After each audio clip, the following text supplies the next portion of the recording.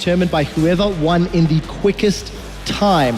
So for TSM, it's not only a battle of being decisive and getting ahead of the Yowie Flash Wolves, but it's also doing it better so they can opt into blue or red side for the deciding game. Indeed. Well, here we go, guys. Picks and bans for game number 2. Rumble and Sivir banned out so far for the Yowie Flash Wolves. Morgana and Maokai banned out for TSM, so not giving Stake that chance to get that Maokai first pick. I like the Sivir ban again because I think Sivir was very, very influential yesterday, and it also plays into TSM's current aggressive pick-heavy style of play. They won both of their matches yesterday by finding targets and getting rid of them as quickly as possible. And Sivir is a great enabler in that concept and style. I personally am a big fan of this last ban in Italy, even though Flash will show a lot of success with it last game, forcing the Rek'Sai ban from them so that you don't get the power pick of Rek'Sai into Lee Sin. Centurion had a lackluster game on Lee Sin, and now I think they opened themselves up for a really nice first pick of, I'm hoping for the Zed, but even then, they can just take the Rengar into the Lee Sin, and he's also shown that he's a really good jungler on Rengar. Yeah, another question, the support picks neither hit nor touched. Janna was banned previously by Team Solomid. It is available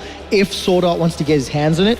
More importantly, if it's not taken, Lustboy may be able to get that in his hands. And again, super comfort pick, something he's got a wealth of experience on.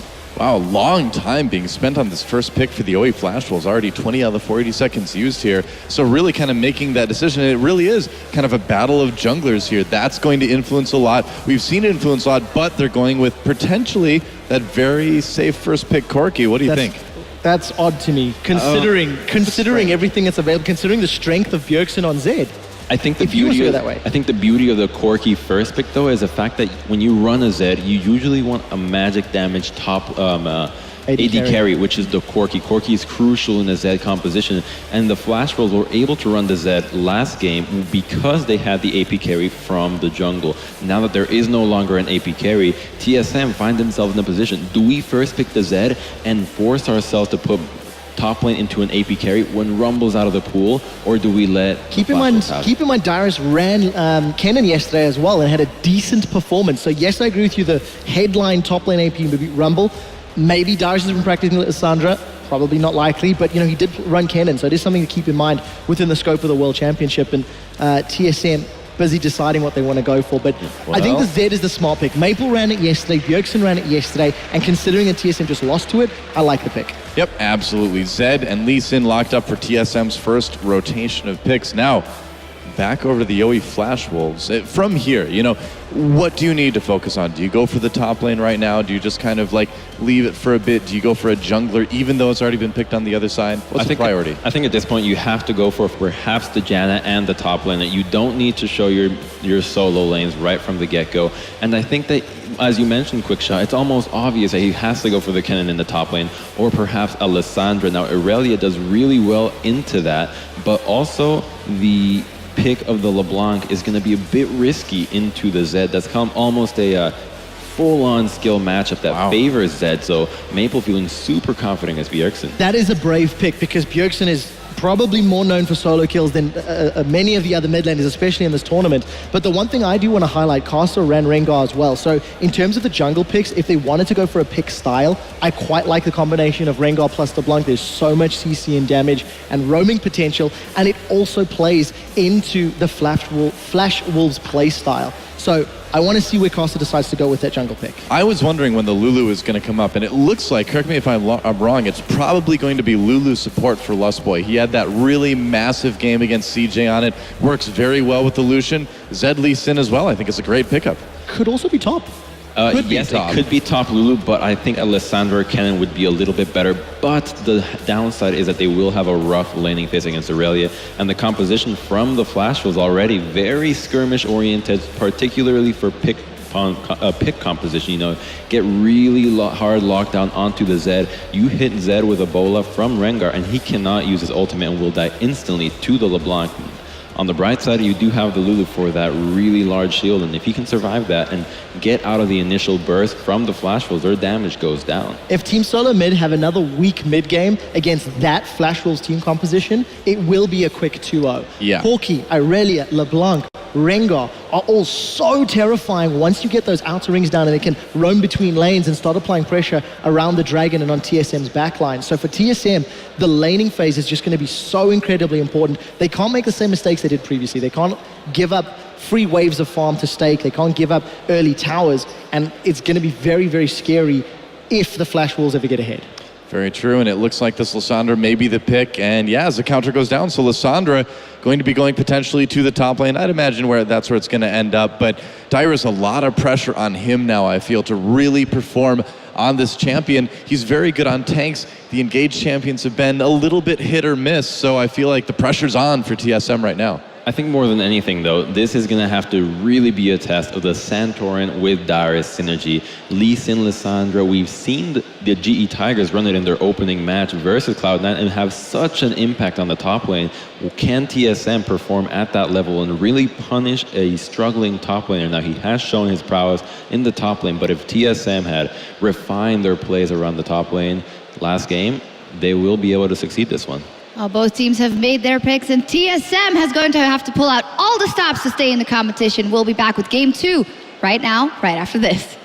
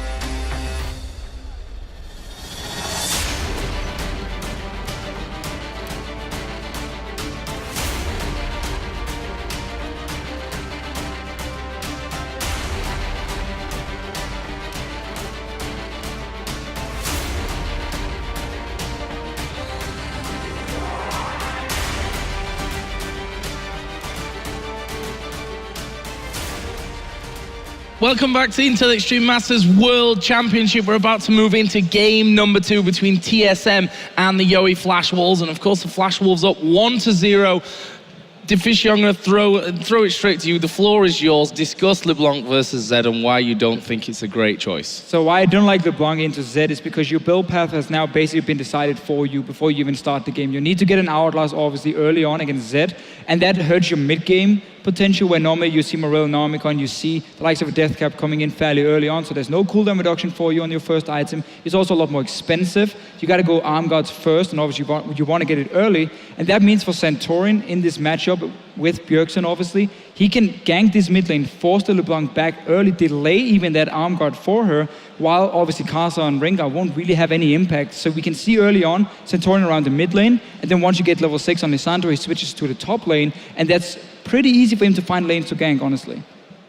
That's basically it. Okay, that's good. That's a good start. Okay, so you heard it, guys. That's why maybe LeBlanc not the best choice here. But what about the rest of the composition here for the Flash Wolves? I mean, they're just trying to play the similar style as to what we saw last game. They have a lot of kill pressure again in the mid and the top lane. It'll be interesting to see how well Dyrus does on this Lissandra. Yeah. I haven't been overly impressed with him on casters, generally speaking, but you know, with the Maokai removed, that there aren't as many options any longer, and should be very interesting. I'm curious to see whether Yowie Flash Wolves will perhaps go for a lane swap here to avoid some of the early game harassment.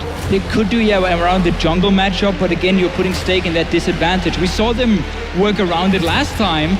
I mean, they seem to be very good at working around it. Normally, you don't want to do that with an Aurelia, though.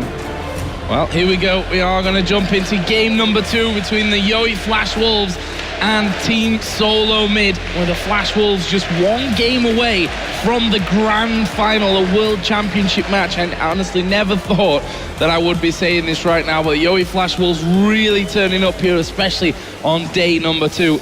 And now just one win away from that grand final spot. Question is, can TSM dig deep and find that form from yesterday, which honestly looked terrifying yesterday? They did fantastic games yesterday. Great decision making as a team against CG Enders, when to push and when obviously to avoid the fights. My eyes really here for Team Solomid is on Santorin, because he didn't do anything in the last game on Lee Sin. Now he has such an easy matchup for him pre-level 6, where he's the guy who's supposed to make the big plays against the Rengar, and he has 2 good solo laners where he can gank for them. Obviously, Lissandra, fantastic at setting up ganks. Once the level 6 first, really to have that crazy amount of CC, but Bjergsen in that mid lane on a Zed, if you get him rolling, if you give him a lead, he can take over the games. We've seen it time and time again, and that's why teams normally always ban Zed. Yeah, we were talking about maybe Zed even be a first pick in this game, but they did decide to take away the Corki. Has been a priority pick in this tournament, and it does complement their damage quite well. Yowie Flash Wolves going with a very balanced compositions. In contrast to last game, where they were pretty AD heavy, they were saved in the end by the fact that Karsa did have such a huge Nidalee going. Yeah, his spears were stinging somewhat by the end of it when they actually connected. This time around, though, of course, Maple playing that LeBlanc. Interested to see what he can do up against one of the West's best when it comes to Zed play, that's for sure, in the form of Bjergsen. Looks like we're going to get into a pretty standard start here. Karsa will be helped out by Stake. However, that lane swap is going to come around, Deficio. We see Lustboy and Wild Turtle pushing up to the top lane.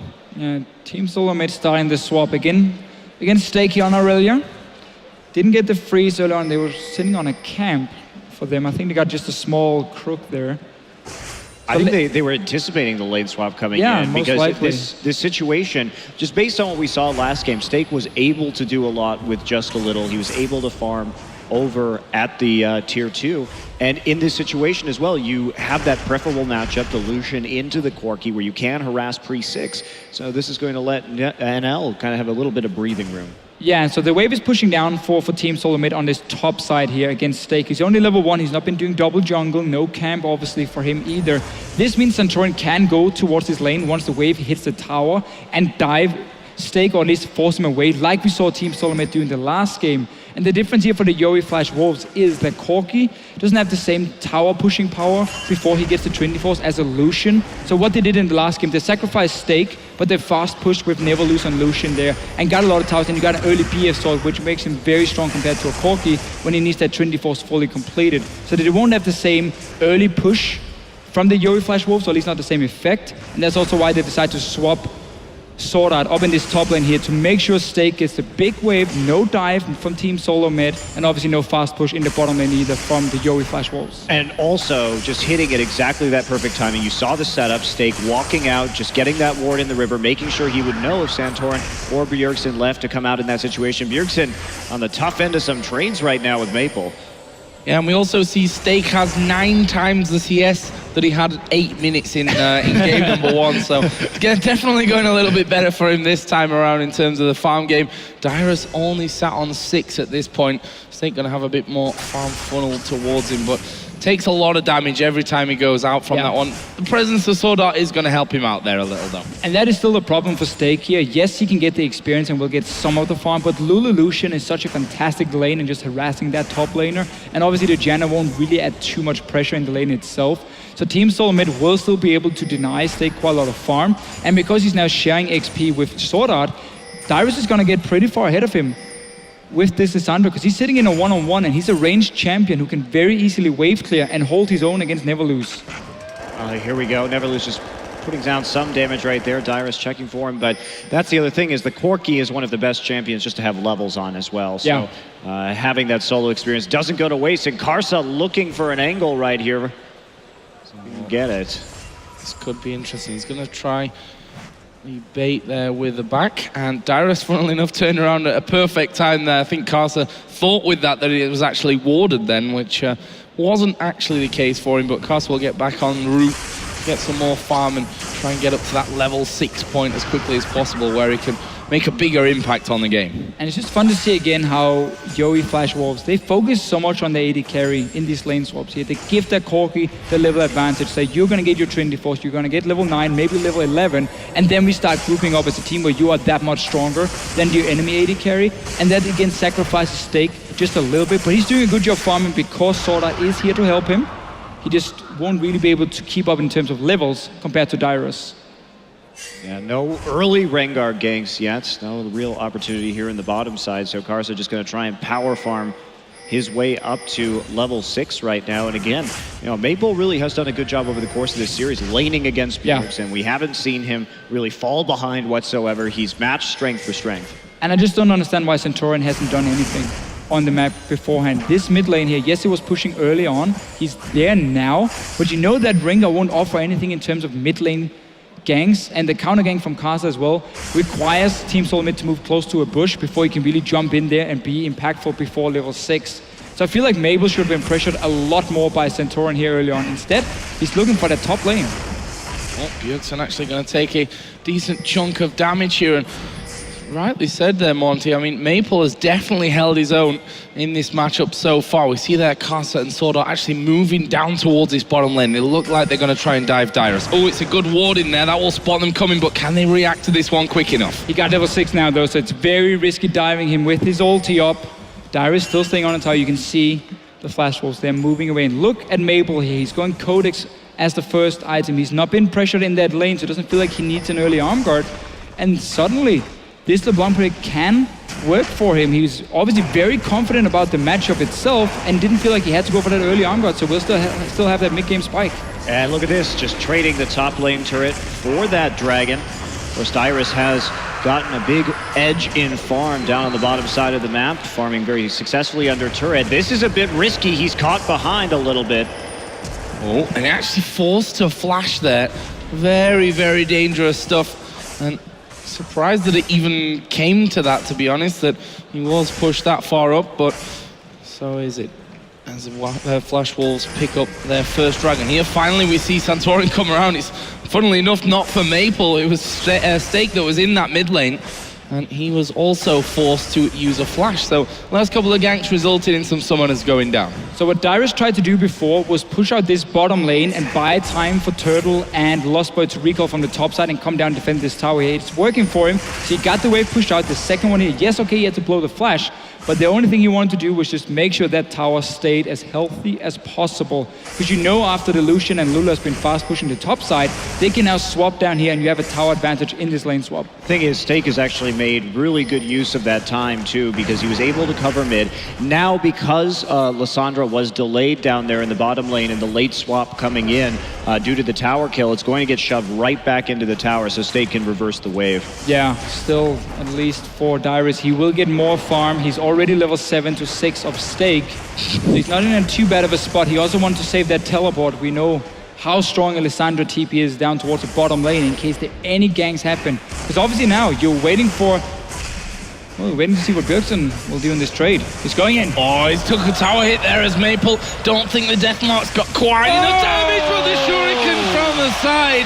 Really well played that by Bjergsen. Maybe a misplay from Maple's side as well. Maple got greedy. He thought he had the better end of the trade right there. He wanted that summoner spell advantage to come back and finish off Bjergsen on the next go around. Could have easily flashed out of that. And he'd already used his chains twice, which is only rank 1 at this point here, so didn't really have too much damage on Bjergsen itself. Was just trying again, as you said, better that summoner. Because he knew. Backfired for him. Especially since Karsa was about to hit 6. If he got that flash out, that was Bjergsen dead. And it may still be, actually, because he will come back into lane, and they will still have that summoner spell advantage. Constantine just needs to be careful. You got to respect that Lissandra TP coming down. If you see a Rengar coming in, you often have enough time to set up a counter gank with your TP. Still haven't seen much from Centaurion on this Lee Sin. Just been a farm fest for the two junglers, honestly. It's been Wild Turtle and Lost Boy on their own pushing in the top wave. And obviously the first dragon gone over to Flash Wolves as well. Well, if we look at the gold at this point, TSM certainly holding strong on that front as Wild Turtle will blast NL. It's a good amount of damage and actually forced the Valkyrie out of him. Forced him to drop back a little bit in that lane. Maple, in the meantime, started to wander over towards the top side of the map, but I think he's thought better of that one as well. And now we're going to see what Karsa can do. Level 6 now. What's his priority going to be? He's just stacking up his charges here. So we throw the E at the Raptor camp. Gets to spot a ward, however, and therefore knows that gang is not exactly going to work for him right now. But Bjergsen with that first blood. Cutlass and Brutalizer already. His damage is insane. That Cutlass early, the 100 magic damage, it's more than people expect when it comes to like the all-in potential with a death mark. Well, it's 100. That's very true, Jim. Well, I guess that was basically it. There's all-in potential from Bjergsen, 100 magic damage. Let's see if Karsa gets lured into that one. He's on the top side of his jungle. Actually, NL taking a lot of damage, and Santorin says, right, I'm on the map now, guys, and he manages to get the first kill for him. Second one should drop here for Wild Turtle, spreading them between the players, and, well, really nicely done. Too far up lane there, though, Flash Wolves, with such little health. And well, let's see what happens here, though, Dyrus. Well, first of all, he's going to go low. Stake actually TPing in, but... cancel. Yeah, probably should have cancelled it there. And down the bottom lane here, I think Neverloose was trying to flash the Sonic wave from Santorin coming in. But as soon as that one connected, I mean, you don't flash. You know you're going to die no matter what. Just save it for next time. And TSM, too, with the wards right around the back of the Dragon Pit right there. A little bit under warding, and here we go. Karsa comes in. Yeah, Bjergsen's reactions, though, far too quick for him there. Dyrus actually did just come down from this, but again, not exactly making a big impact, but it's at least enough to force those two players from the Wolves away. Yeah, we talked about the Lissandra TP coming in as a counter gank to the Rengar. I think Bjergsen was fine on his own, however. Karsa has to back away, so it will be quite a while before the ulti is ready for him again. And that opens up now for Team Solomid to get some deep wards in the jungle, because you know the Rengar won't be able to duel you. You have the Lee Sin, and of course the Zed has been so strong, and your Lissandra down here. So I like this move. Get these deep wards in so you can spot the Rengar next time he's trying to set up a gank. Yeah, Dyrus trying to make a play on the map right now while he's waiting for the wave to push forward, and NL maybe getting caught out. No flash. Yeah, he's probably going to go down in this one, isn't he? I mean, half HP, the Monsoon keeping him alive. They're turning it around with Karsa. Now they've got Wild Turtle coming in. He will flash to the back. They pick up that kill, but it looks like Wild Turtle could be in trouble as Maple misses pretty much everything when he comes around the corner. Karsa going low. Maple has got no mana at this point. Or is he going to be able to finish him? A wild growth from Lustboy, who's now tanking up the turret. He has to flash away, and Maple still not got the mana to do anything. Wild Turtle turns around and gets himself a killing spree. And the Flash Wolves so close to getting kills there, but somehow so far, and he gets turned around on them. Well, I mean, they really paid for it right there with the lack of flash and the lack of TP on stake that they kind of threw away earlier in this match. They could have had a very good advantage, but instead also a little bit of mix-up in the target selection over the course of that fight. And we did see Maple kind of W back. There was not good communication between him and Sword Art right there, that Maple wasn't continuing forward because Sword Art should have fallen back at the same time. That was also some great kiting though by Team Solomid. Wild Turtle and Lost Boy running through the tower, flashing out, and then in the very end, getting another kill onto the Janna from Team Solomid. Should be a dragon as well. Let's see here. Karsa is coming. He's no ulti, just in for a few more seconds, but Maple is very far away. Team Solomid setting up for this one. Yeah, they have the top lane pushed and the mid lane pushed as well, so Bjergsen getting a bunch of auto attacks down onto that tower. Santorin with some deeper wards behind the pit right now, and TSM setting up that vision control quite well. It looks like they want to go for the mid lane turret first if possible, thereby giving them even more pressure to exert on this dragon wave, also pushing back towards the top lane tower of the Yowie Flash Wolves. Last second annoying Janna shield, and actually a bit of a dive in there from Maple as well. We brought Dyrus to half HP, but they lose that middle turret, and now TSM starting to collapse down towards the dragon. And look at that, they've got vision of Karsa. That makes the dragon even easier. Yeah, there's great control by Team Solomid here, setting up the waves first. It was Bjergsen who pushed that top lane all the way in before he roamed to the mid lane, got the tower for himself. And obviously he's not really afraid of anyone at this point. Arm Guard is completed for Maple now. We'll get Morello and Normicon before an Hourglass is completed. Already died once though in this lane. Well, he got a little bit greedy and Bjergsen punished him. Yeah, we're not seeing the same level of skirmish player map control from Yowie this time. They have slipped up a bit in their warding, falling behind especially on that latest dragon attempt. And they're not taking anything either. Yeah, wow, that is an early Sork shoes as well Yeah. onto NL, getting it before he actually finishes his Trinity Force, something we almost never see. I don't think that's very smart. You really need to get that Trinity Force as early as possible. Well, that will delay him for just a little while. Let's see, blue buff going to be given to Bjergsen. See, he comes trotting around that corner, and actually a ping onto the bottom turret here, as NL and Sword Art are going to be pushing that wave out, but Bjergsen should be able to just clear that one straight away. And he shouldn't get too much damage down onto this tower. And Bjergsen, with that Blade of the Ruin King Brutalizer done, you know, NL probably still needs to be a little careful there. Yeah, but they're trying to bait Bjergsen here to go for an all-in. You can see Karsa is sitting in the bush down in this bottom lane. Maybe we're even moving. He was spotted by a ward, and that's also why Team Solomid knows that, okay, it might be a trap here. Santorin joining a lot of people suddenly in this bottom lane. You want to defend that last outer, and you want to see if you now can reverse the roles, and you're the one baiting the Yowie Flash Wolves into a bad fight.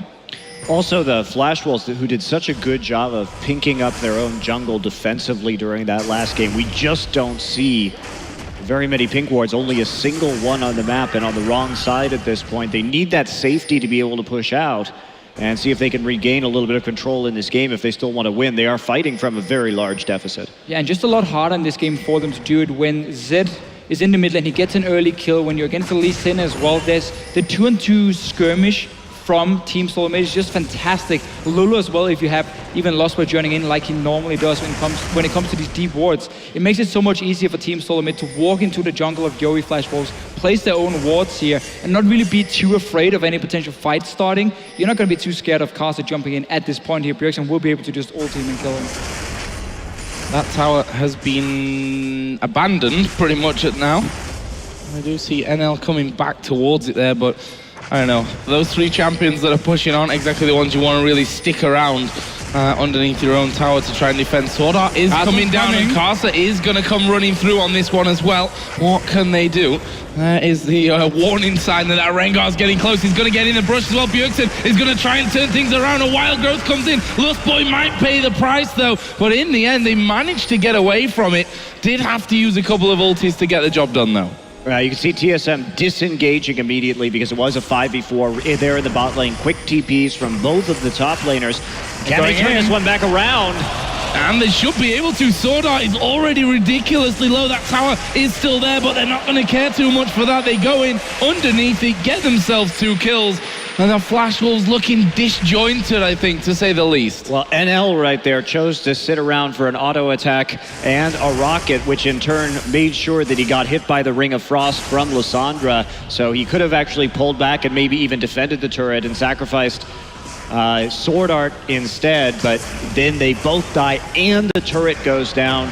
Flash Wolves just not looking quite as crisp this game, but TSM coming back strong. And just good play around the Rengar as well, because when Rengar comes in with the ulti, that's where you disengage, you make him blow that ulti first, and then they knew, okay, he's not going to offer anything in the fight, because the Rengar with no ulti, unless there's a bush he can keep jumping in and out of, will not do anything. And that's also why they could re-engage on. So just a nice setup.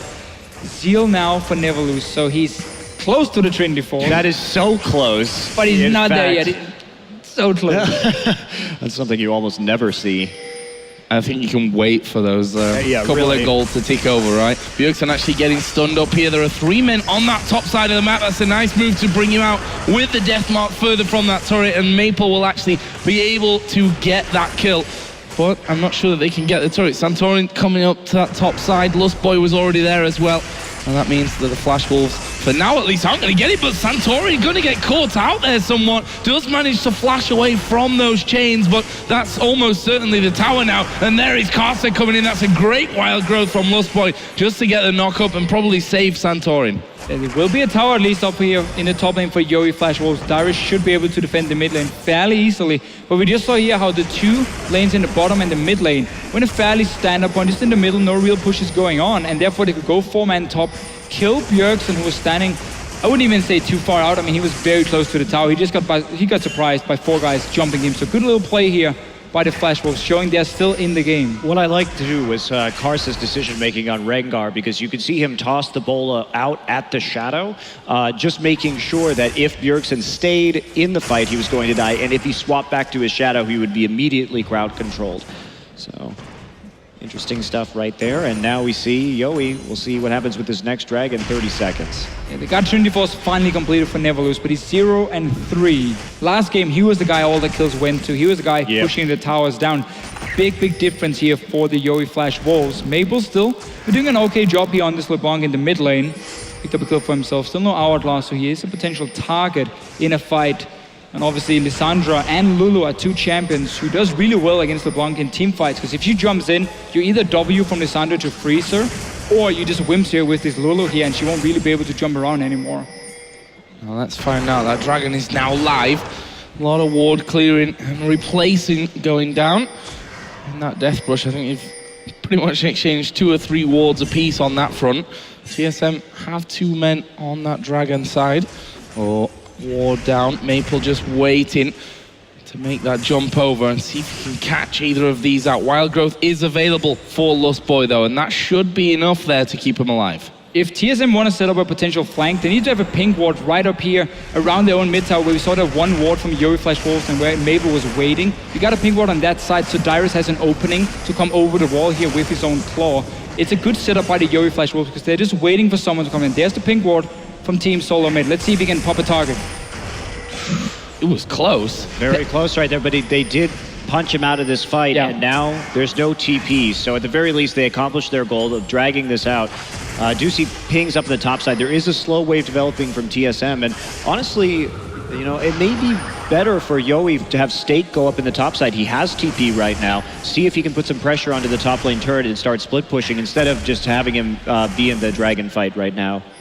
Yeah, it's not going to offer a whole lot down here. I think the main concern for them, though, is the potential hard engage of a LeBlanc, and they don't want Stake having to TP in first and then come in a bit too late to the fight, like we have seen before from Stake as well in terms of, if you look at the last game or some of the games we saw yesterday where TP sometimes comes down a little bit too late. I think that's why they're keeping him at least nearby. Now he's going to push this bottom lane. Dyrus is there, however, to stop it. Yeah, still a huge wave developing in the top side, so TSM is going to force them off. And had Yoey, I think, been more decisive about using that top lane when it was so close to the tower with the TP advantage, they definitely could have made a bigger play here. TSM, their patience is paying off. And I think they mistimed the teleport from Dyrus because when he went back to base, there was an opening for Yoey Flash Wolves to rush down to that dragon here and force a fight 5 versus 4. But they probably expected Dyrus still to have teleport ready, even though it was on cooldown beforehand. And that's why they didn't go for it. It was a nice little setup, baiting out that pink to see, okay, we're going to clear this ward, we're going to try and chunk you with all the LeBlanc. That's how you want to play around pink wards in the mid game with these assassins. Well, Maple got 2 recalls there. He got Dyrus's and he got Bjergsen, and they still didn't do anything. Now they're going to try and ult in. Are they going to make a play right here? They'd have to TP, but there's nothing really to make a play on. They've gone late, and I'm not sure about this one. Dyrus goes low, but it's Carter that will surely drop first. There is Bjergsen diving into the back line as well. Meanwhile, Wild Turtle joins the party. State jumps onto him, but honestly, this is a messy one. Everyone going very, very low. Lustboy flashed over the side. Maple and Stake trying to chase him down, but the slow is going to be incredibly strong. There is Dyrus on top of Stake. It's Bjergsen that's fed the kill, and now Maple is trying to run away. They still need to be wary of the amount of burst that he can do. His ultimate is available for him as well for that little extra. Well, they're going to come around the side. There's the claw coming out. Dyrus can't quite lock him up though, and Maple dancing around. He goes for Santorin, but once the slow comes in, that's the end of it. Bjergsen on a killing spree. And look at Wild Turtle, he's going to get a tower in the mid lane as well. So instead of the Yoey Flash Wolves here going for that dragon when they were chunking TSM back to base, they allowed Team Solomid to start the dragon, place a pink ward as well, and just see 5 guys running from the mid lane down towards them to get the engage. You saw how Casa was just locked up instantly as the fight started, and that opened up for Team Solomid to simply clean it up. Yeah, that I really feel that was given to TSM on a silver platter because the Yoey Flash Wolves had so many options. They were in control mostly of that situation thanks to Maple's poking, but they didn't take advantage of it, and then that huge wave developed in the top side. And then on top of that, Yoey made a very bad decision, I think, to try and fight the dragon in the end right there. There's not really much you're going to get out of that at this stage in the game in a 5v5 with the amount of crowd control and the fact that TSM is like 5,000 gold head, or was, now is much more. And when you are playing Rengar, or you're the team with the Rengar here, you can never fight around an objective that's already been set up so nicely by Team Solomid, because the pink boards will spot you unless you get a perfect flank. But but you won't get that because you just showed yourself in the mid lane before and when you were pushing in as your team. So it's just a little bit too easy for Team Solomid to spot Casa. No, okay, now he's jumping in, run back first, then we crowd control him and kill him. It's like NL going to get the blue buff. With Maple on the opposite side of the map, don't want that getting taken away. And Karsa just had to use the Rengar ultimate to escape a sticky situation up in the top side.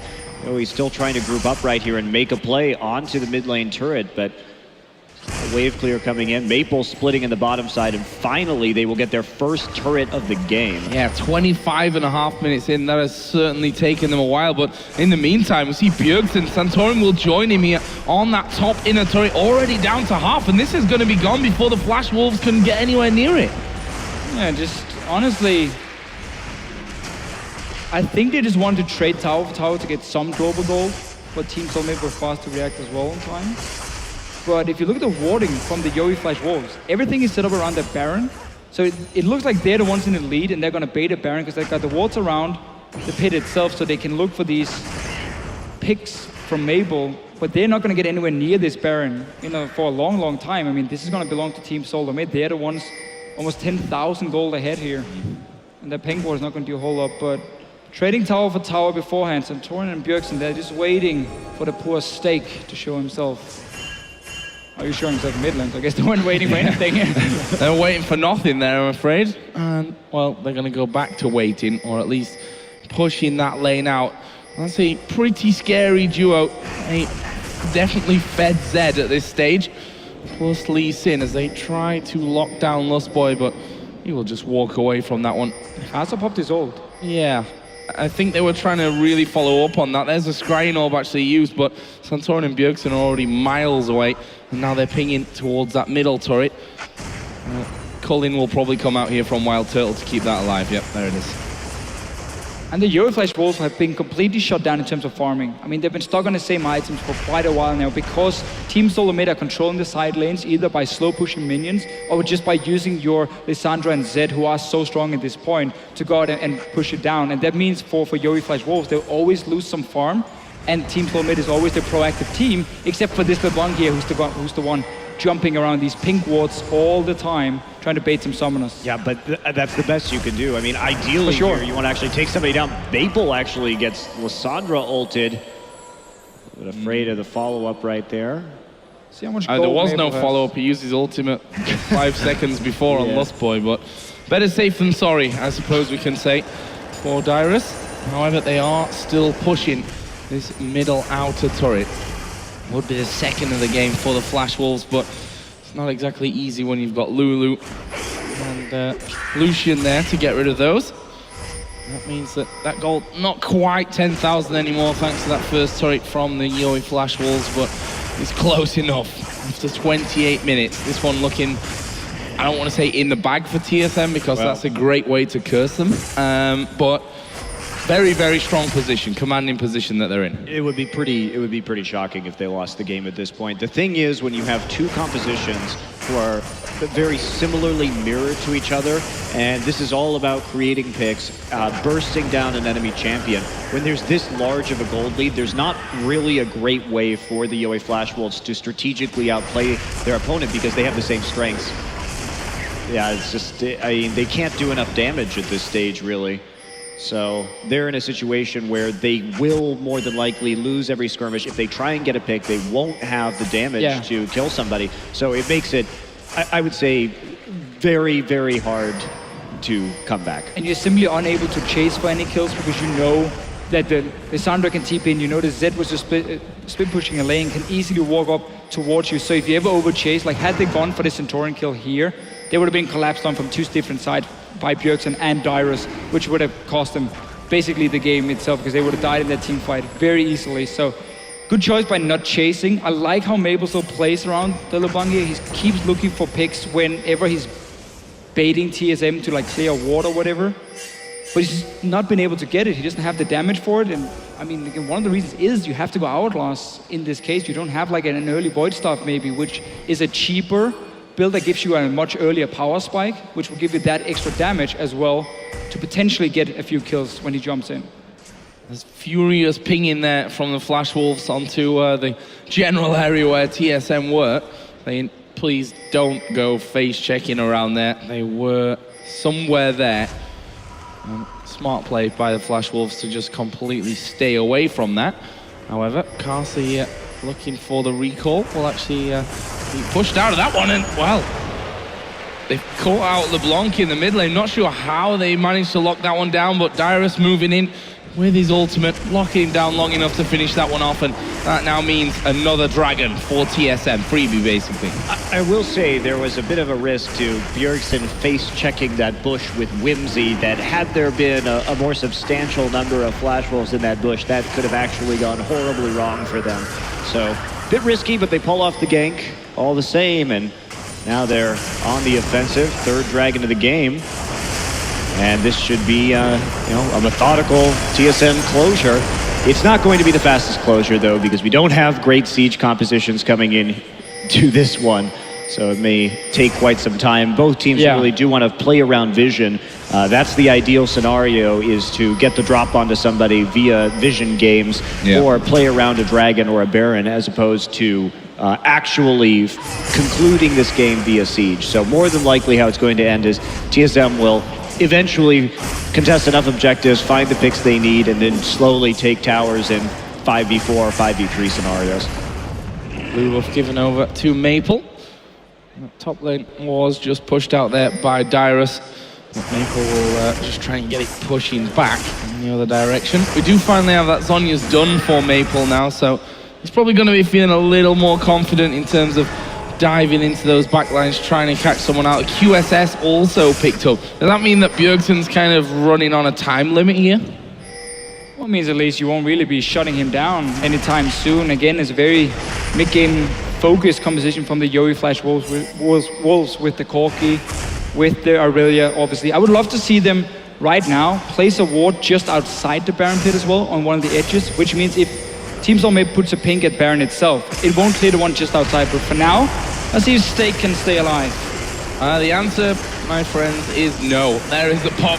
Carter also taking damage, but they're going for Bjergsen again. A lovely last-second wild growth will keep him alive, and he's managed to walk away on the top side. Dyrus also going in there with the Zhonya's. NL will dive into the backside of them, though. But look at the culling to give the double kill to Wild Turtle, and that means a possible Baron here with almost the ace. Only Sword Art left alive, but to steal a Baron with that Janna is going to have to be very, very precise and probably lucky as well at the same time. Just trying to kill off Lust Boy, but Wild Turtle will turn around, gets himself the ace, and the Baron will go to TSM. That's how you do it. Basically. Let's close out the game with the pick comp, and then move on and use that Baron buff to finally have some sort of sieging pressure right there.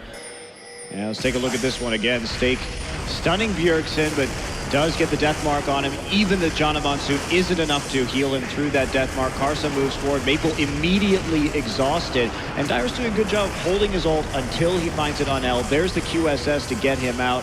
But in the end, the cleanup is there in favor of TSM. Culling takes two. Love the flash. Pretty sick stuff from Turtle there. I like the whole setup from Team Solomid as well, because you could see how the Flash Wolves expected a Baron bait to come in, so that's why they were staying around. They were warding all around the Baron itself with all 5 members, and that's where Team Solomid just got the right fight for them. Wild Turtle now in this Lucian, it's been one of the strong picks in this semi-final, honestly. Never lose last game, and now Wild Turtle this one here to really start cleaning up fights. And we see as long as you get past that mid-game spike of the Corki, that's where you get quite a damage advantage on the Lucian in these later team fights. I mean, it helps when you 6-0 too as well. That's a bonus, Joe. Got 4 items, which obviously might be playing in his favor somewhat, but we're almost at a 15,000 gold lead at this point, and TSM, as you said, maybe not going to be the fastest closeout ever, but they shouldn't have too many problems in doing so. Yeah, and that's the point that you really want to hammer home right here, is that a lot of people would, if you're not really thinking about the team compositions, you might hammer on TSM a little bit for being slow to close out this game. But this is realistically the fastest they can safely close it out. They needed a fight like that in order to take it home, or you just count on the fact that the Dragon is going to be stacking slowly over the course of the game. But that's the safe way to do it. Flash Wolves setting up a small trap here, hoping for TSM to move through the jungle. Zed is running forward and there's no TP for Dyrus, so he has to join the team itself. Still making it tough for Team Solomid to push it in. We'll be able to get these pink wards here, but you really still gotta respect the burst damage from Yowie Flash Wolf's composition here. If one guy gets caught out overextending, he's gonna die, and that sadly delays the game even longer then and makes it even harder for Team Solomid then to close out. So you gotta stay together now until there's a teleport ready for Dyrus. Janna Shield's been somewhat annoying for TSM here as well, making those turrets take a few more hits, but basically brute force to move through at this stage. There's another culling going to come out from Wild Turtle, and well, doing good chunks of damage on its way through as well. A couple of them fall into just less than half HP. That will mean that TSM now can just push around onto that mid wave, which is starting to work in their favor as well, and work on the first inhib turret possibly of this game. Just put a Dyrus top lane now to push his wave out and just start slow pushing, because you're going back to base anyway, so it's the perfect time just to kill the caster minions, leave the melee minions alive, because they take quite a while to kill, doesn't do the same amount of damage, and that builds up your wave really, really easily. And then you just can go 5 mid lane again, wait for that wave to stack up, and then you send Dyrus to that top lane. We can see the Flash Wolves were expecting this, and that's why they're sending 3 guys up, looking for Dyrus. And they're gonna find him. Yep, Dyrus gonna ult himself here. Maple, actually his clone getting low, but he was fine, he jumped away, and that's a nice little catch for the Flash Wolves. They predicted everything right there. There was no ward to spot him. They just knew, okay, he's moving from the top lane down, okay, he must be around here, jump over this Baron pit, and they got a very nice kill. So they looked at that wave top lane and said, we know you're gonna slow push it, we're gonna go kill you for it. And that does buy some time, and they can also push the wave back now from them. Yeah, but that also comes with the price of yet another dragon for TSM, so now... Could you have gotten it though? It's a risky one. Yeah. That's the thing. If you walk out, if you walk out to that dragon anyway, you kind of just give Team Solomid the fight they want to get an ace and just walk down. So I guess tricky one. Well, they bought themselves 5 minutes to fish here. Yeah, I was going to say, I think a risky play dragon might be in everyone's benefit at this stage, depending on how that one goes. But TSM up to 4 dragons, so the one of the Yowie Flash Wolves, which was the very first one of the game, funnily enough. What's interesting is the pick composition and what we saw a lot during Season 3, back when the Oracles was still around. It made it a lot easier to close these kind of games because the Vision Wars were it was a much simpler time, wasn't it? It was. Yeah. It was lovely being a support back then, unless you played against these assassins who just one-shot you every time you try to clear a ward. Oh. With your Oracle. Anyway, Kasa, he wants a piece of turtle.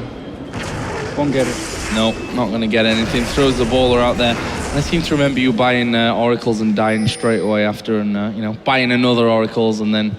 Again, that's called baiting and setting it up for your mid laner. But then they made him persistent just for you, so that's great, good as well. But die even more. I didn't even have to care about it. Oh, there's Maple diving in, but Bjergsen just sidestepping the chains, and well, the Flash Wolves trying their best to hold on to something here. But look at the damage on NL. They finally bring Bjergsen and Santorin close enough where they can deal some damage back, but TSM getting the better of that one. They force Corki to get back to base to heal. That turret down at half HP. Wild Turtle actually pretty deep in there, but he just simply dashes away. And he's able to get out without taking any damage at all. Just too many shields. BT shield, Lulu shield right now. There's just isn't that same amount of damage, so it's a rough situation. But even so, we're still waiting 1 minute till that Baron comes up again, and maybe TSM can make a harder push on these turrets, and they're going in, and there goes Dyrus, actually. Might have wanted to use his Zhonya's there. Oh, yeah. Probably would have been a good call. So this game is just getting delayed, and as much as we've talked about TSM's lead, this game goes to 50 minutes, and that's when Yowie, if they can do something like that and clean up a team fight, they can instantly win this game. So the fact that this has been delayed, the closure of this game has been delayed, and Baron is up in 27 seconds. At least Dyrus has TP, so that he can make it there in time and they can force a fight, but and he saved his Zhonya's in case that happens. He's thinking ahead, always. Exactly. His ulti will be back up there, so 2 chances to not die. We'll see about that one. Actually, the Flash Wolves have put a decent amount of wards on that top side, so you are going to have vision of the Baron. Santorin just saw one being put down. Let's see what they do. One inside the pit, one outside the pit. Good stuff. Good stuff. Now you need 2 pink wards or a sweeper to clear them, and sometimes teams forget it and just put that pink ward in the Baron pit and think that's enough, and they found it. And sometimes teams have 3 sweeping lenses. Yeah, they like 3 oracles. That's another thing. I'm just saying, you never know. You never know. It's your best bet spotting that Baron and find an opening at least. Yeah, TSM showing the value of triple oracles though. The other thing to note here, 39-32 was the time of that last game, which means that even if they do lose here, the Yoi Flash Wolves, they get side choice next game. Because that's how the third map choice is decided on time, I'm being told. I didn't actually know that was the truth, but that's good to know. We'll see. It means that Flash Wolves can say blue side or red side. We'll see. Red side is where they won that first game. We'll see, though. This one might not be over just yet. Yeah, I think that maybe they'll try their hand at blue side again and not first pick Corki this next game. I reckon Zed might be a decent pick. It would have been the obvious one, at least. And also, I don't think they mind giving Lissandra and so on to Dyrus again. If you can force the Maokai ban, we have seen with both top laners, Maokai has been really the big deal. So yeah, I would assume the Flash Wolves to take blue side. Let's see what Bjergsen can do here. We'll find Mabel. They're baiting around this Baron from Team Solomid. They know there's no wards inside. They got the pink outside as well. You got the speed up. It's a perfect setup. As long as you make the right call as a team, do you disengage or do you finish the Baron? This is where something sometimes goes wrong. They just finish it because Yoi Flash Wolves didn't move in time. Stake just teleported from the bottom lane. Also just a huge amount of damage on TSM as well, so very rapid Baron.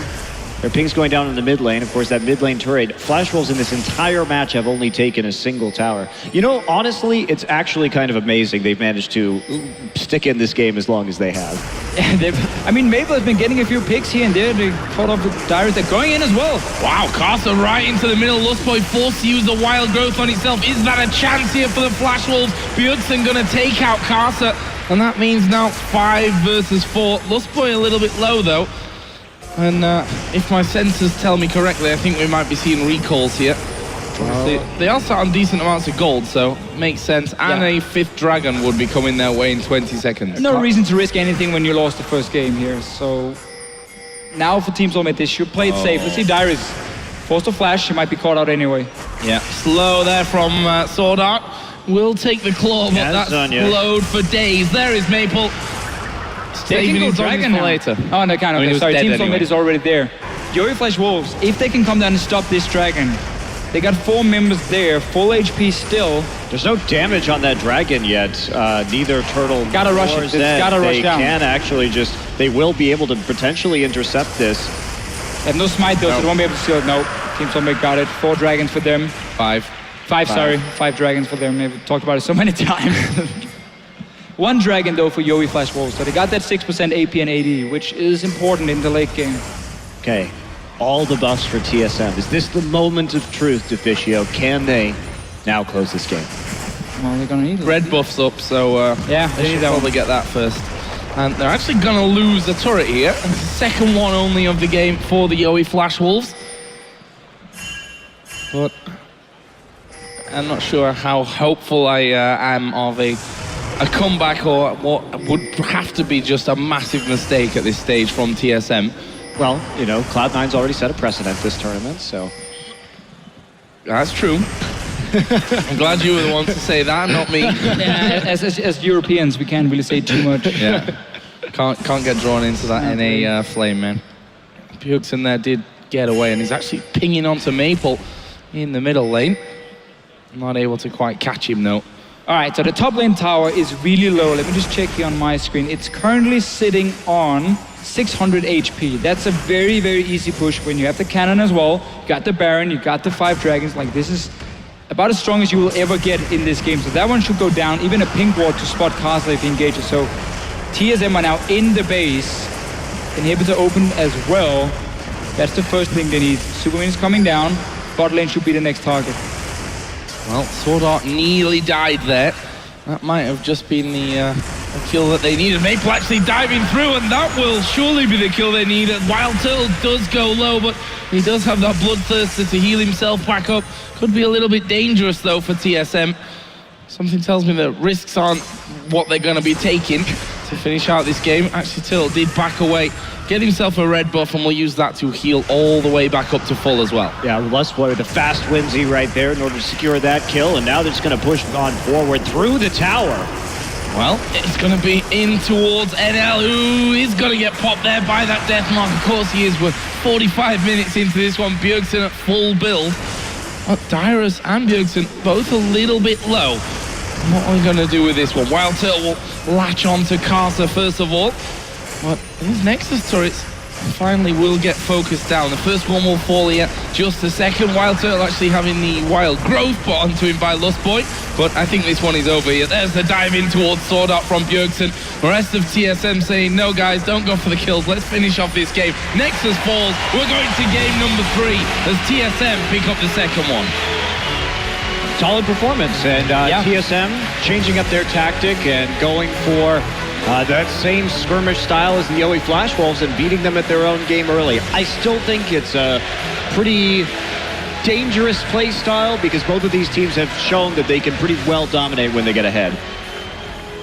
I think for next game though, Zed will not be given to Bjergsen. First pick from Flash Wolves should be the one unless again we see an advance towards it. Because that was really one of the big deals here in this game. Bjergsen on the Zed, dominating, first blood, everything. 10-4 by the end. Certainly a consideration for the Wolves in Game 3. We'll be getting to that soon, but first, we're going to head over to the expert desk to break down that TSM